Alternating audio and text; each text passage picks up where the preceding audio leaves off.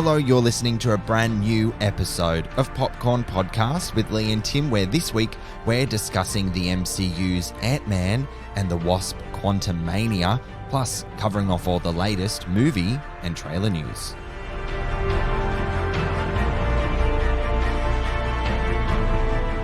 I'm Timmy Fland, movie buff. And I'm Lee Livingstone, entertainment journalist. And we love to talk all things movies. We do, and Ant-Man and the Wasp: Quantumania kicks off Phase 5 of Marvel's cinematic universe with the third Ant-Man film.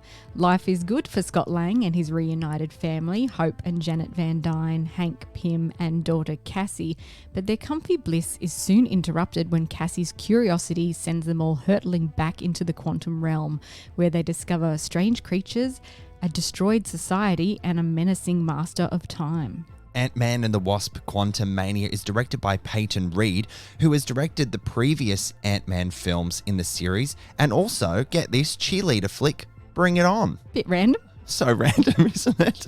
Kind of fits with his humour though, I guess. It totally does. I completely agree with you. The screenplay is by Jeff Loveness, who is a former Jimmy Kimmel Live writer. I mean, keeping up with the trend of just random factoids about these people involved in this film, Ant-Man and the Wasp: Quantumania, of course, stars Paul Rudd. We have Evangeline Lilly in there, Michael Douglas, Michelle Pfeiffer, Jonathan Majors, and Catherine Newton. All right, Tim, so this is the 31st Marvel movie, if you can believe that. 31. I am actually dizzy, and it's so funny, Lee, because when I was sitting down to write my notes for this film, I was like, how many Marvel movies have there been? So I jumped on Google, and I just fell off my seat. I was like, how did we get to 31? I'm just absolutely floored. And apparently this one is the second ever MCU film with a Rotten Tomatoes critic score that's rotten. Rotten. It's sitting around 50 or 60%. Where is it? It's currently sitting at 49%,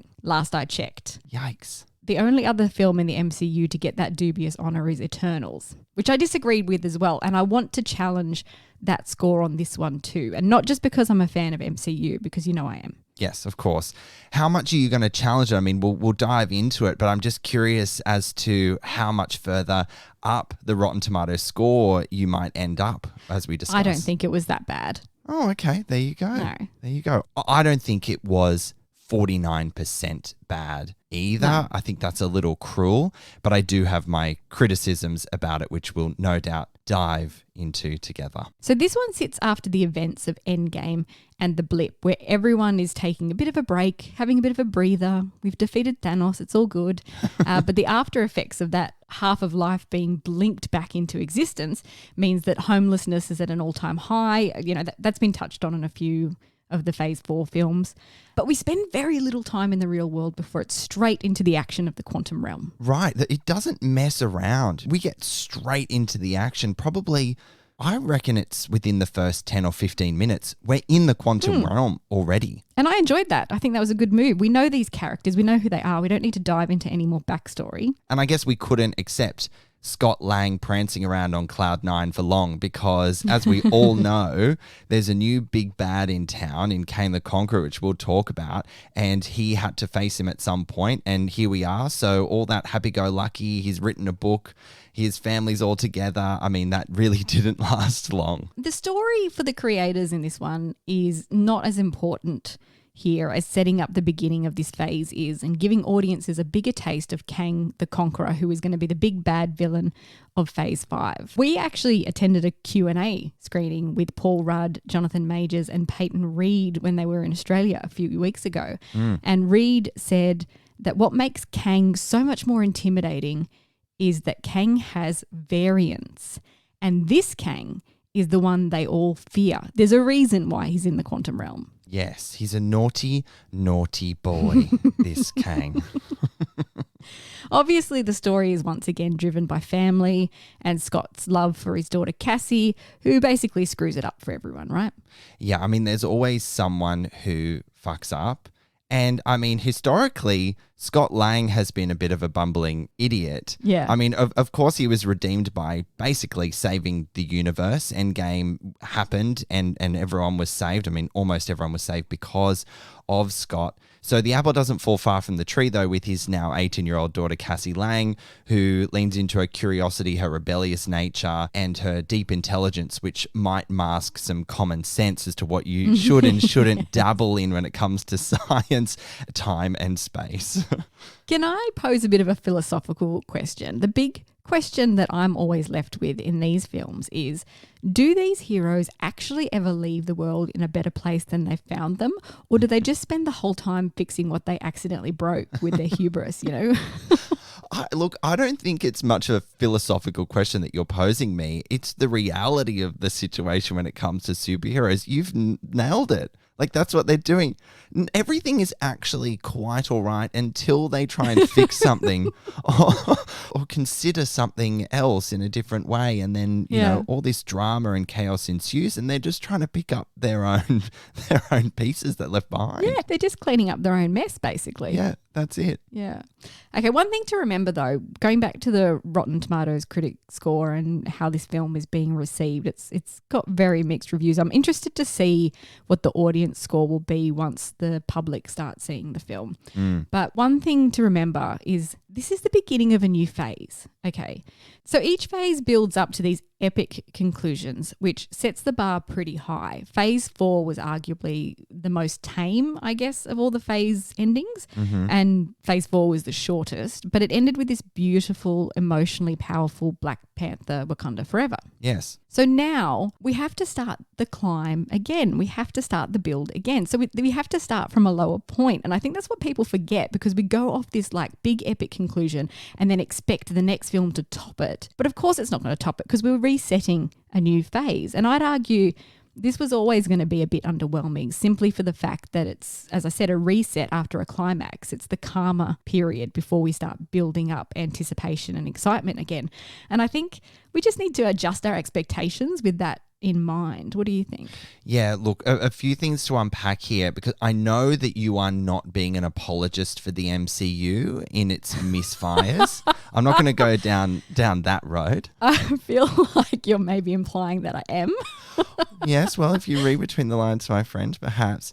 Look, this is where I know that we've been on the opposite sides of the fence all the way through, because I had a real issue with phase 4 in just that it was a crescendo that just kept building and building and didn't go anywhere. Just right. Jenga blocks.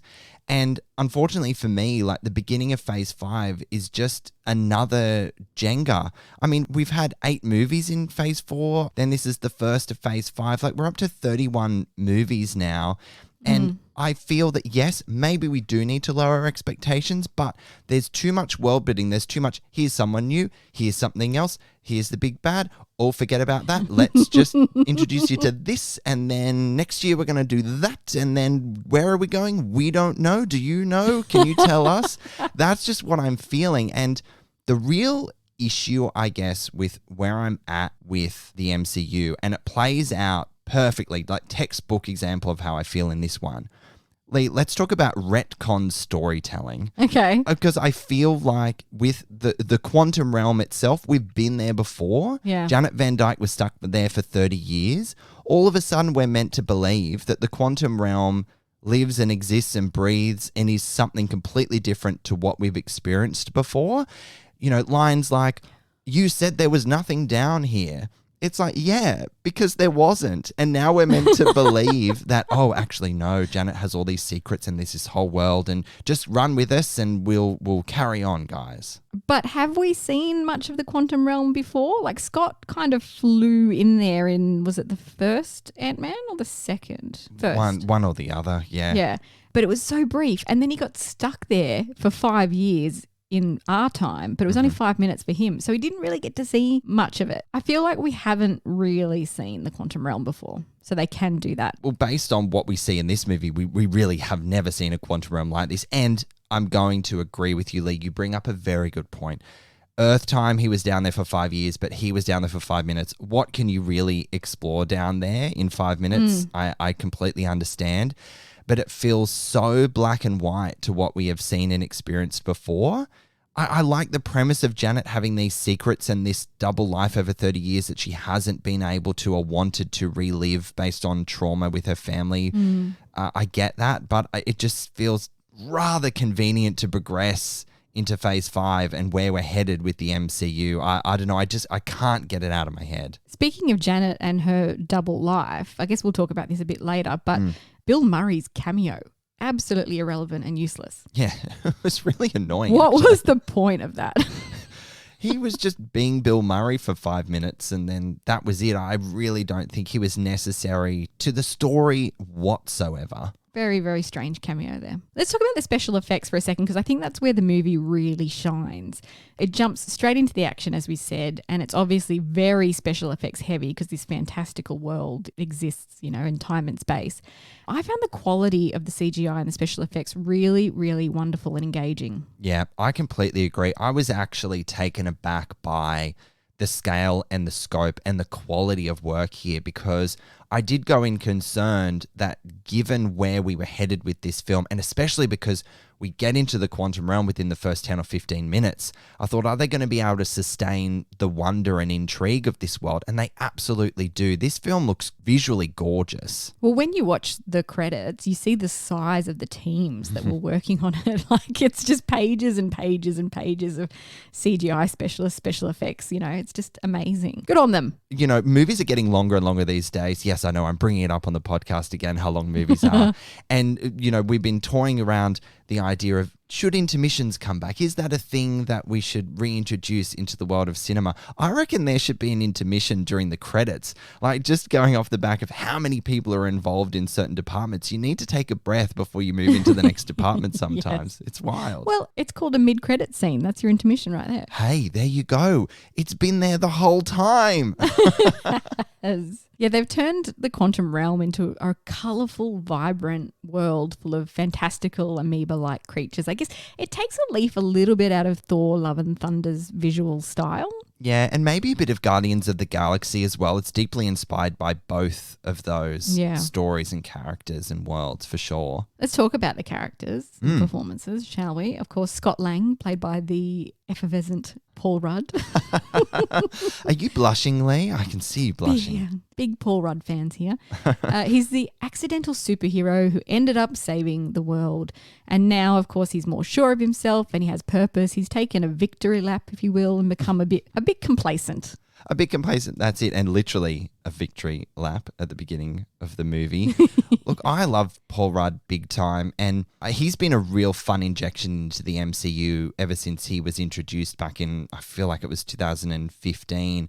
But here, I'm really excited because Ant-Man seems to have yet another crucial role leading up to the next Avengers film, especially because of his encounter with Kang. I mean, the next Avengers movie is called Avengers Kang Dynasty. Yeah. And arguably, other than a few other characters, he's had that direct sort of byline into this big bad villain. So it's setting him up to have a bit of fun and maybe surprises with some of more of his dramatic tones, which we got flavors of in this movie. I mean, he is the central character, of course, but I was going to ask you if he was a bit underutilized because this is really the Janet Van Dyne show, really. Which, I mean, Michelle Pfeiffer, hello. Like, I had no issues with that. I was very surprised at how much of this film was about Janet. Yeah. And I loved that. But you are right. Is he shafted to the side? Yes, a little bit. But I honestly didn't have a problem with that because I'm such a fan of Michelle Pfeiffer, to be honest.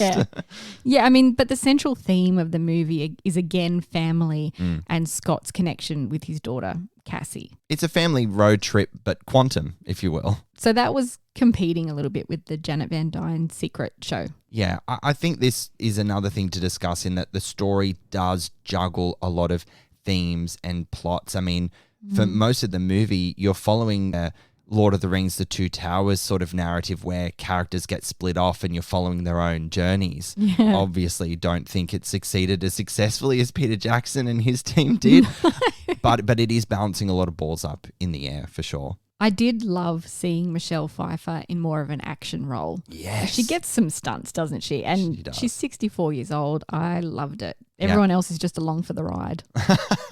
Basically. Michael Douglas, who of course returns as Hank Pym, doesn't have a lot to do this time. No. But as we said, it's a family adventure, so he's along there with his aunts.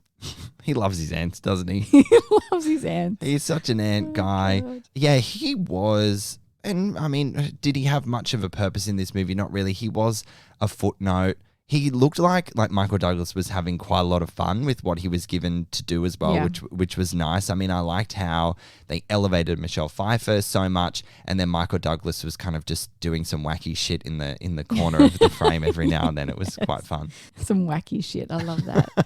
We've also got Hope, played by Evangeline Lilly, who is revitalizing the family company and smashing goals like the boss that she is. Yep. But she's struggling with the reality of having her mum back and not having that instant open bond that she fantasized about. You know, she's been waiting for her mother to come back for 30 years. And she envisioned that they were going to have this wonderful open relationship and spend all their time braiding each other's hair and talking about secrets and stuff. And Janet has these massive secrets that she's keeping from the whole family. Yeah, it's a huge barrier in building or rebuilding that relationship between mother and daughter, because Hope was like a young girl when her mum disappeared into the quantum realm. So considerable amount of abandonmentship has been felt with her.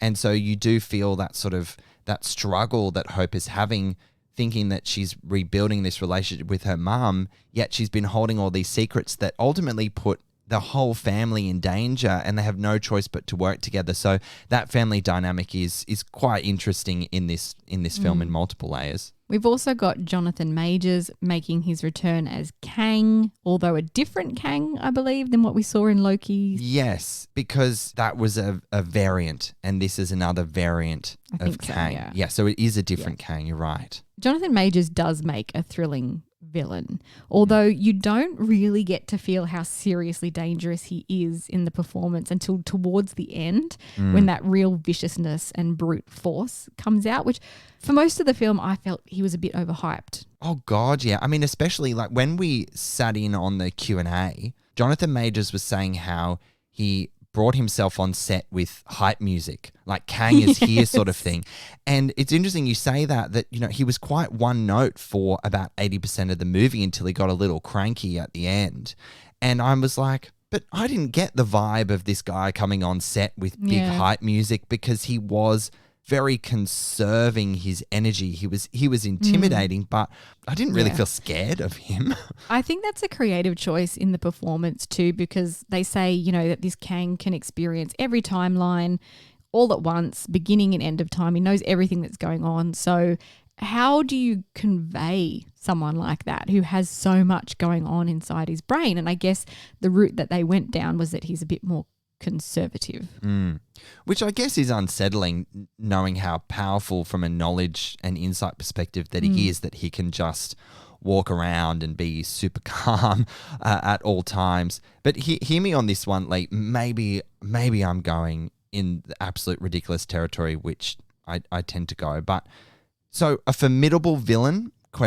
For me, because Okay. perhaps because we've seen multiple variants of Kang with Loki and now this one, I worry that we're venturing towards Nutty Professor territory than anything else. Nutty Professor. Like, do you hear me? I don't know. I'm worried. Yeah. Now that you've said that, I see what you're saying. Yeah. Yeah. Yeah. I mean, it's going to be a tough one because you kind of need that one Yeah. that's just really the really bad one, which I think this Kang is. Like I said, there's a reason he's been banished to the quantum realm. One character who needs special mention, and we didn't say this at the top of the episode, but we'll put it in the show notes. Always no spoilers in our episodes. We're not going to spoil anything here, but this is in the trailer. So one character needs special mention, and that's MODOK. He makes his official MCU appearance in this one, but there's a big twist to him that I'm not going to spoil. For those unfamiliar, which was you, Tim, yes? Completely in the dark. MODOK is a mechanized organism designed only for killing. He was a man who underwent extreme medical experimentation to increase his intelligence, and it works. He turns into an evil genius, but he ends up with a freakishly large head and a stunted body, so he has to kind of fly around with this machine. And they've gone in a very different direction with the character, which I think is really going to divide audiences. What do you think? Yeah, I hated it. You hated it? Yeah. Yeah. Purely because I was like, it felt too bizarre. And maybe it's my lack of understanding on the MODOK character and what he's about. But it felt really bizarre and strange. And I felt like he overstayed his welcome. And it started to edge towards the try-hard humor that overstated its welcome so much in Thor Love and Thunder. How did you feel about this? Because I'm curious. They use him as comedic relief, and I think it's a big fan service moment for the people who know who MODOK is. I mean, for me, I kind of went, oh, it's MODOK. And then when they did the big twist reveal, I went, oh, I don't know how I feel about that. Yeah. And you can't get that out of your head then, can you? Yeah. Like who it is and how they're behaving and all the rest of it. It didn't work for me personally. Let's move on to the costumes and the design of this world. Okay. We mentioned it's very colourful, but it's also really reminiscent of Star Wars in its costuming and design. Yes. Did you feel that at the time, or was that something that you'd read after and then went, oh yeah, actually it did, because that's what No, it was for me. I felt it was very obvious. Okay. Yeah, to me, it hit me in the face like a wet fish. We see beings that look like sand people or Tusken Raiders. Yeah. And some of the characters wander into this secret cantina-like watering hole, which is very much like Star Wars with all these different like variable characters all there doing their business under the table. It just was very, very Star Wars. All you needed was Exactly.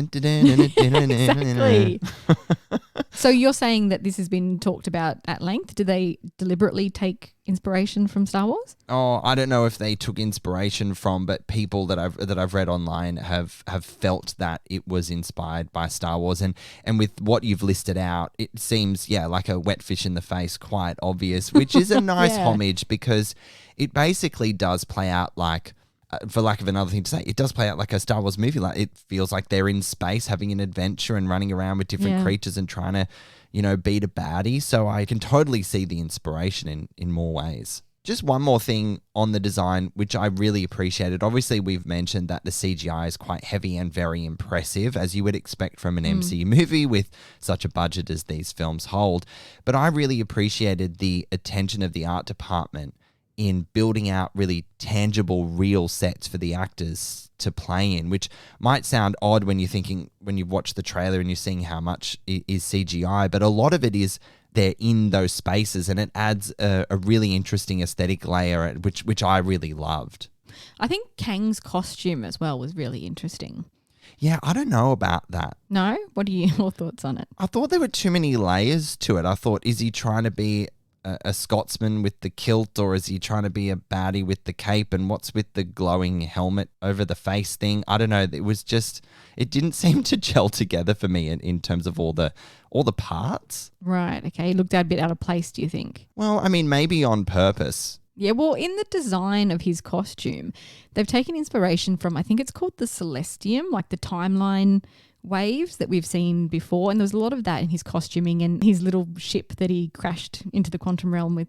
Yeah, there were some synergies across the design which were really cool. And it felt a lot like the circles and stuff that we'd seen in Eternals as well. So I wonder whether that's coincidence or on purpose in some way, that it's connected with maybe that story or those people, or maybe I'm looking into it too much. I think visually it looked really beautiful, but that's probably what the most that it had going for it. Is that what we're coming to conclusion on? Yeah, that's where I'm headed here. Yeah.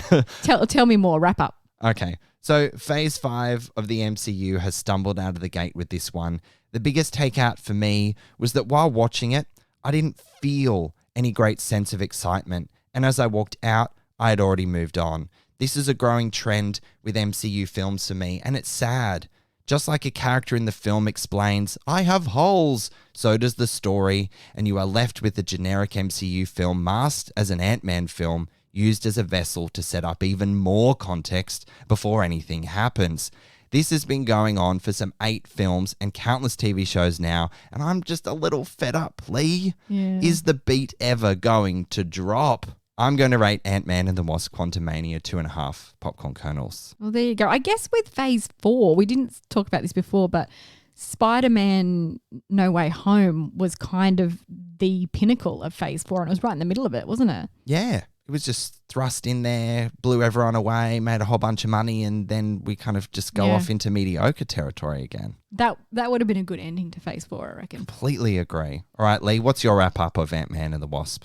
Okay, ultimately, it's tough to find the balance between the humour and the lightness of this character and the darkness of a Kang that they are setting up as this phase's overarching villain, who is meant to rival Thanos as the worst that anyone has ever faced. That does remain to be seen for me, but what is interesting is they've taken one of the less obvious comic book characters and turned him into one of the most popular. He is incredibly popular, and they're already talking about a 4th film. I enjoyed Quantumania for its spectacular special effects and easy entertainment. I'm giving it 3 popcorn kernels out of 5. Well, there you go, guys. Ant-Man and the Wasp Quantumania is in Australian cinemas from February 16. All right, Tim, jumping into the news. Following the popularity of other slasher franchise revivals such as Scream and Halloween, another sequel to I Know What You Did Last Summer is reportedly in the works, with Jennifer Caton Robinson, who co-wrote Thor Love and Thunder, set to direct. I just love how you said the name of that film, Lee. So unlike with the straight-to-DVD threequel, I'll Always Know What You Did Last Summer, Jennifer Love Hewitt and Freddie Prinze Jr.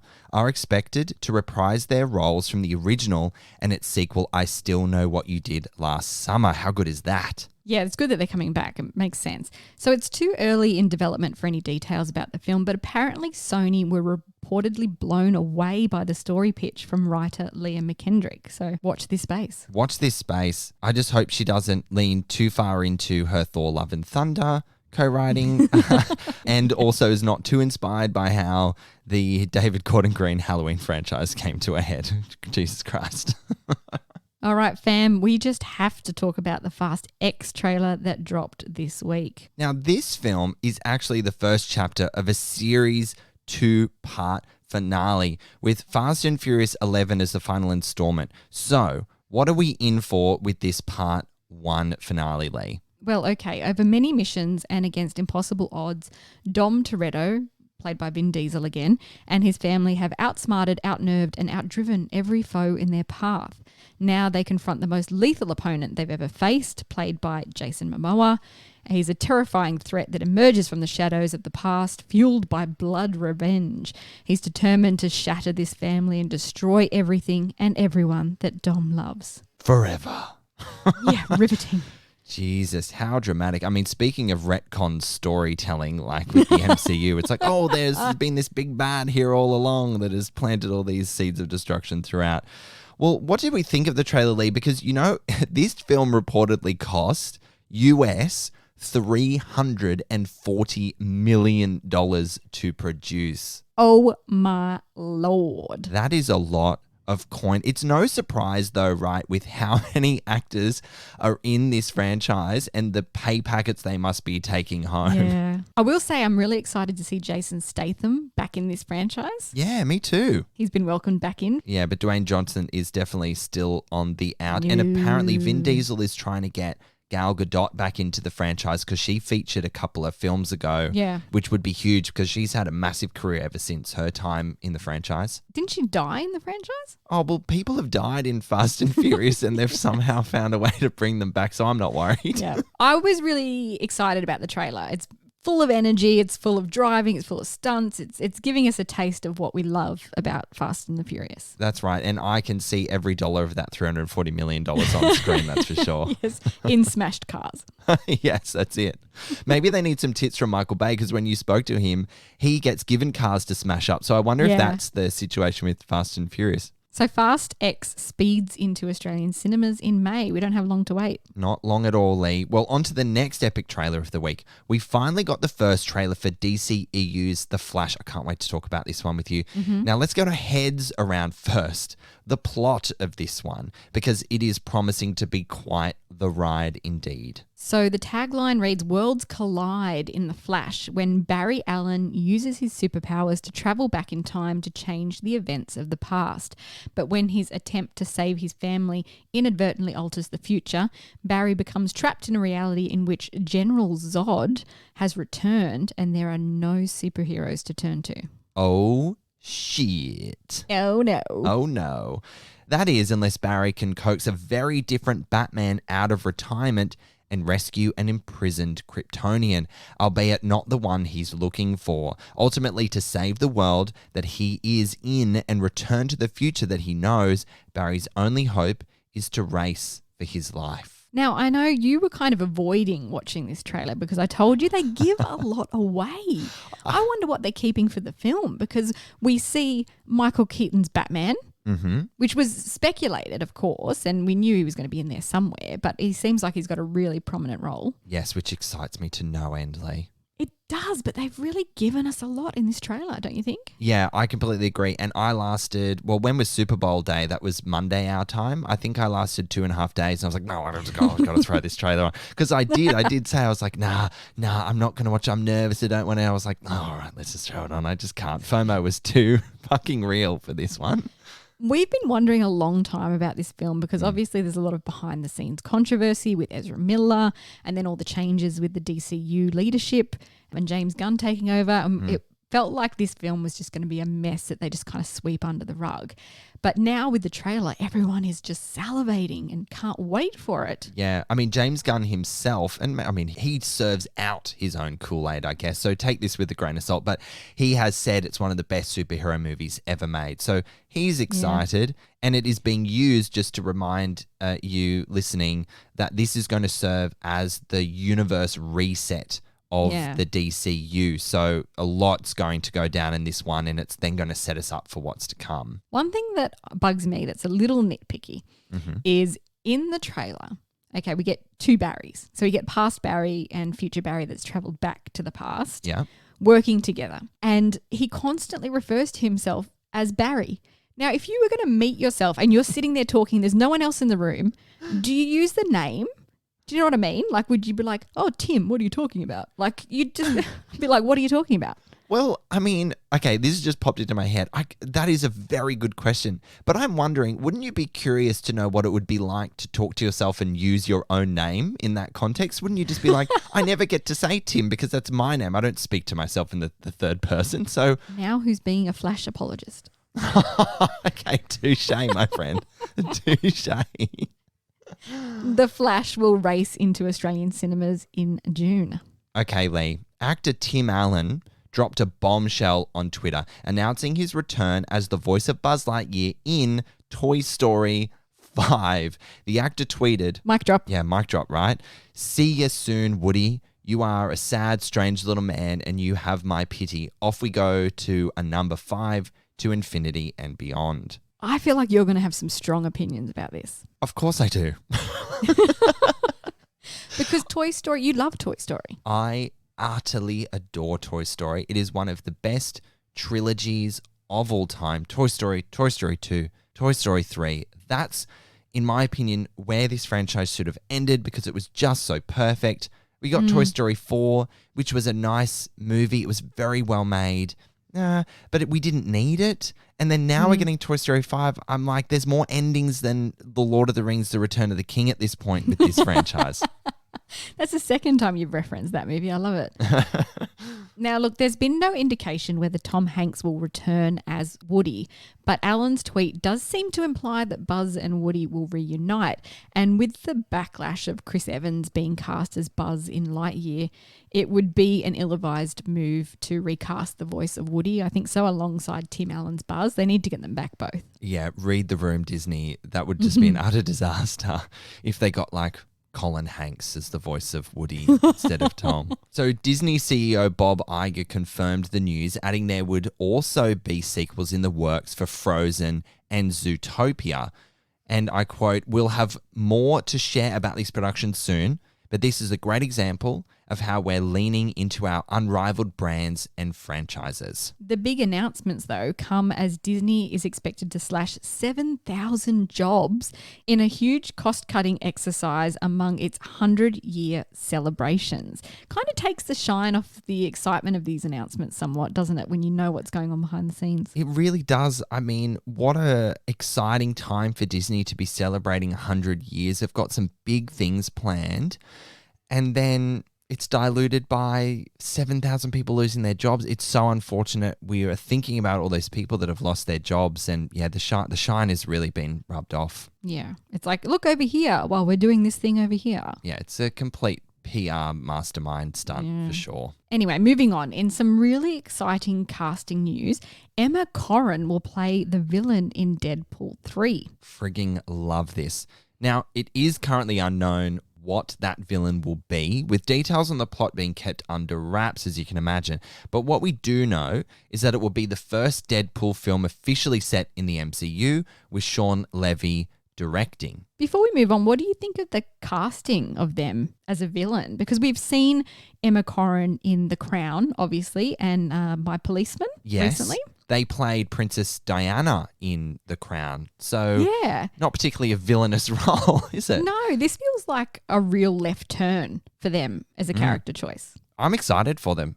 I'm really excited. I don't know what sort of villain. I feel like they might be playing a villain that we've never seen before within the world of Deadpool, which I think is a good move. What's also really exciting about this one is Deadpool 3 will serve as the MCU's first R-rated film, which offers a very different tone for the more generally family-friendly MCU to date. Doesn't it just? Well, of course we have the Merc with a mouth, Ryan Reynolds reprising his role as Deadpool, with Aussie icon Hugh Jackman clawing his way back into the role of Wolverine after originally retiring from the character with 2017's critically acclaimed Logan. You know, that was the perfect place to leave Wolverine and Hugh Jackman's take on him. But I'm also so excited to see these two on screen together because of all that banter and that really fun rivalry that they have off screen. Honestly, I think it's going to play out as one of the best on-screen chemistry performances of recent time. I've got high hopes for this. I completely agree with you, Lee. Logan closed the chapter on Hugh Jackman's role as Wolverine so beautifully, but I'm so torn because I just can't wait for him to return. Like, I'm actually totally okay with it. Yeah, me too. All right, friends, that wraps up another episode of Popcorn Podcast with Lee and Tim. We covered Ant-Man and the Wasp: Quantumania, which is in Australian cinemas from February 16. Thank you so much for joining us again. And we'll catch you next time. We are now on YouTube, guys, where you will find our latest celebrity video interviews. Simply search Popcorn Podcast with Lee and Tim and make sure you subscribe so you don't miss a single one.